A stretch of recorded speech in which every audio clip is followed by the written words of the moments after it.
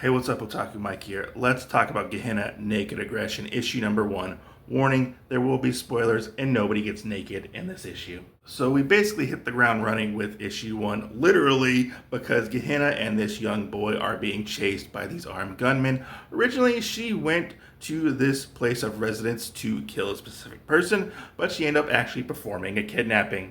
So as the two are running away from the hail of gunfire, we do get a little information sprinkled in here where Steven, the young boy that Gehenna kidnapped, asked, hey, who are you and what exactly is going on? We find out that Steven's dad is actually a mafia boss and he actually has a contract on Gehenna's life at the moment, and Gehenna wants revenge for something that happened. So we do get some of Gehenna's backstory in this issue where it's sprinkled out throughout, and we see that Gehenna was a wife.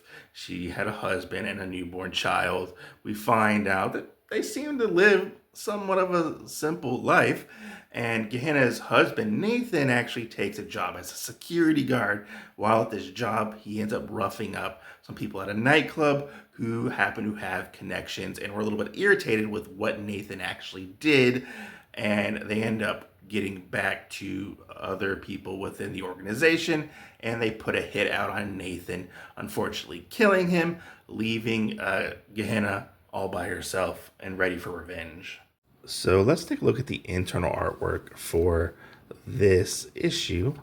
Here's your creative team right here. And I just have to say, I really loved the artwork in this issue. It really had a very gritty, down-to-earth feel. It very much felt like an action movie from like the 80s or maybe like the 70s. Almost like a Grindhouse-esque feel, I would say. But I love all the coloring and all the line work that they did in this. It's a really strong first issue art-wise, and I loved how the panel layout was very simplistic and easy to follow. Nothing like the dialogue didn't bog down, and the artwork got to breathe, as I like to say, got to breathe and show off all this amazing artwork that we get. It's pretty brutal sometimes, like this part where the guy gets shot in the head or whatever it was. But yeah, this is such a good first issue, I have to say.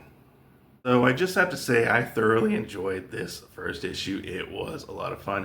It was very much a breath of fresh air from getting away, reading a bunch of superhero comic books and getting thrusted into this world that seems a little bit more grounded in reality. I liked the character of Gehenna.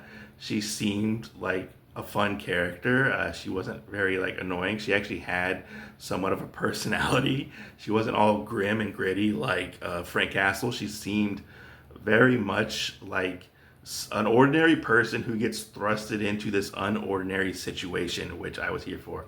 The story very much flows very good. We get a good, nice mix of action and drama backstory stuff.